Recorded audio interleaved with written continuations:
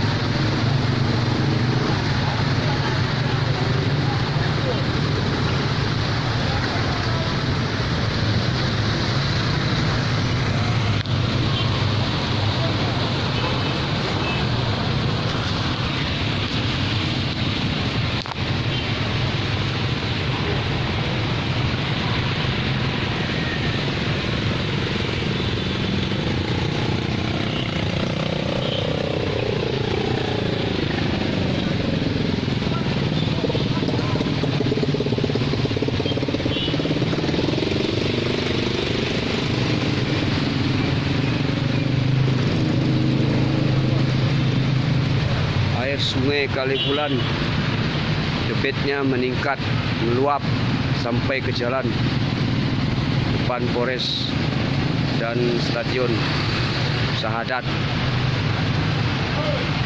Demikian laporan untuk sementara.